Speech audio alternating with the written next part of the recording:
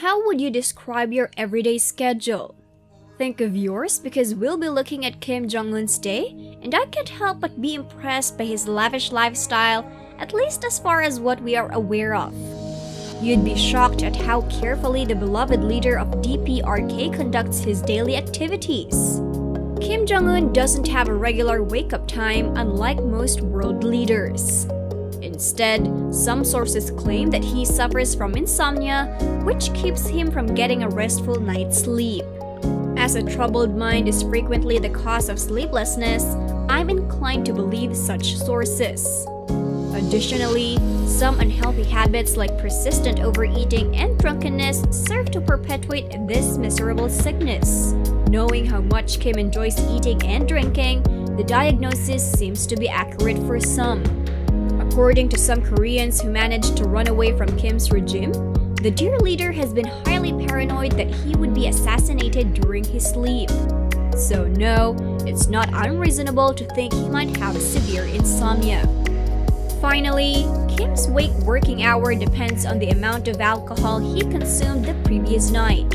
Naturally, starting the day like this makes his entire schedule chaotic, which is awesome for his security, but a true nightmare for everyone else. Breakfast is served. The dear leader is well known for his love of food. Some say that he is forced by the party to overeat, so he would look fat. In North Korean culture, that's a symbol of success and prestige. So, a skinny, healthy-looking dude can never be on top of the food chain. Thus, Kim must keep consuming calories to appear wealthy in front of his subjects. Unfortunately, for the Korean propaganda, that's not how physics works. Since Kim Jong Un suffers from severe obesity, some sources claim that the dear leader even developed gout because of his affinity toward unhealthy foods and drinks. That, however, doesn't stop him from gorging on industrial amounts of cheese. If only Kim loved his subjects as much as he loves cheese, then he would give some money for their betterment. But instead, this money goes for copious amounts of emmental. Kim developed a taste for this particular kind of cheese when he studied in Switzerland under a false name. Let's look at the positive side though. He might have fallen in love with begonia and stunk up the entire Korean peninsula to high heaven with its pungent smell. To compensate for the lack of sleep, Kim Jong Un is well known for drinking a lot of high-quality Brazilian coffee. Some estimates suggest the dear leader spends upwards of $1 million on his beloved coffee annually. Morning exercises. Of course that's a joke. Can you imagine the 300-pound alcoholic ever lifting anything heavier than a bottle of whiskey? Unlike most other world leaders, Kim looks down on the idea he could improve. After all, his subjects perceive him as a god, and it's possible he believed them. To reinforce the belief he is a god, or just because he loves his ultra-luxurious and lavish lifestyle, Kim has a team of high-class scientists who have the sole mission of prolonging his life as much as possible. I truly hope that's just as true as Koreans believe that their leader never uses the toilet. According to Juche, the Kim family is too pure to use the toilets. Instead, they are so devoted and hardworking to help the Korean people prosper that they burn all their energy and there is simply no waste. While I highly doubt this superstition, it would certainly explain his figure. Kim's day.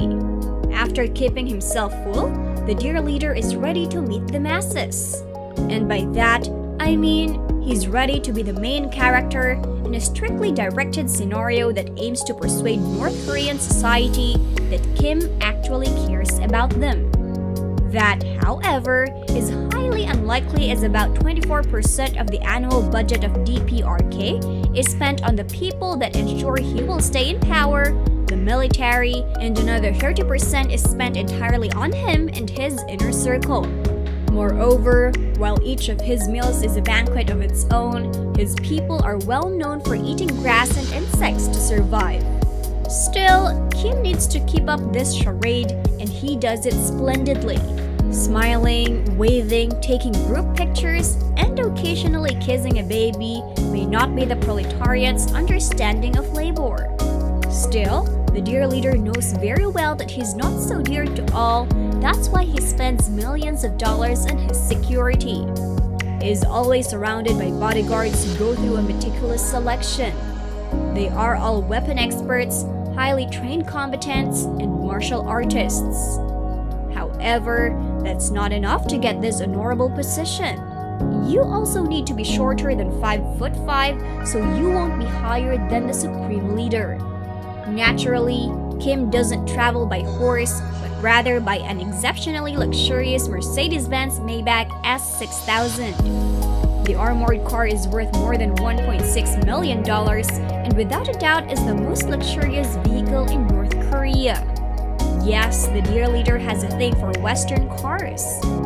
In his garage, there is also a Mercedes S62 worth more than $500,000, and an Audi R8, a Range Rover Sport, and a Rolls-Royce Phantom. If you think that Kim is paranoid about having a target on his back, you're not too far out of line. The North Korean leader travels by 3 identical planes, IL-62. Based on the few photos spread through the state-run media, the interior of these planes can easily exceed $1 million each. Still, nothing beats his 200-foot-long yacht. Dennis Rodman, one of the dear leader's high-profile friends, compared the vessel with a cross between a ferry and a Disney cruise ship. So you can imagine what's on board this ultra-luxurious marine gem. Actual work. Running a country is not all pageantry, so the dear leader has to make some decisions on how to lead. Typically, his advisors take care of most things, but Kim has the final word.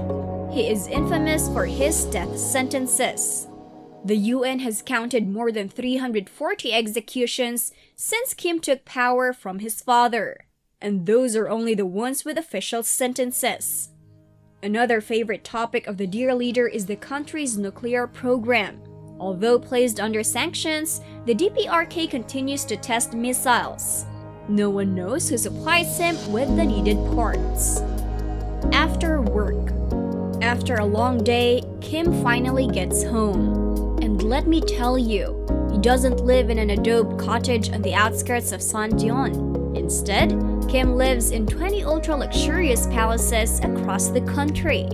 His primary residence, however, is Ryeong-song. The 4.6 square miles large palace has everything one could desire. The interior is kept secret for security reasons, of course. And not because it's just as expensive as the entire city of Pyongyang. Still, some defectors who worked in the palace claim that the inside of the palace can only be described as mesmerizing. It has an Olympic-sized swimming pool that rarely gets used by Kim, a shooting range where from time to time, the targets are not as inanimate as they should be, and a massive private cinema where Kim likes to watch NBA games. Night. That's when Kim can kick back and relax while enjoying being with his lovely wife and kids. Instead, the dear leader spends his nights partying. Still, to the broad North Korean public, Kim Jong Un is a modest family man with a beautiful wife and 3 children. His wife Ri Sol-ju is quite charming and recently started showing much more besides the dear leader at various events. Coincidentally, that somehow corresponded with the time the fake Western news, who always tried to tarnish Kim's reputation for no reason, started insinuating that he spends most of his nights gorging on expensive foods, drinking excessively, and partying on his private pleasure island. Others claim that the Kim regime spends more than $30 million a year on pricey wine. Champagne, wine, and whiskey are his go-to poisons. The restriction on expensive items entering North Korea unfortunately meant that the supreme leader would have to add some other spirits to the mix. As a result, he is now spending roughly $70,000 on expensive Russian vodka. He serves Danish pork, Iranian caviar, Kobe beef, and lots of cheese on the side. Another is smoking. He doesn't smoke any old smokes, of course. Some sources claim that a pack of his cigarettes costs around $44. falling asleep. The noble leader is not simply wearing his pajamas and going to sleep because he has multiple health issues. Instead, he is nearly always unconscious from alcohol. Some allege that Kim can no longer fall asleep without first consuming alcohol in quantities that would rupture his liver. As you can see, ruling a nation with absolute authority is hardly a walk in the park. Despite what one may think based on Kim's lifestyle, fun and games play a significant part in his daily activities. Let me know in the comments below if you enjoyed the video, and make sure to leave a like, subscribe, and turn on post notifications as always. Thank you in advance for your feedback. I am Miss Luxurious signing off for now. Do not forget to visit our YouTube luxury channel Luxoid to explore the exemplification of the great state of comfort and extravagant living.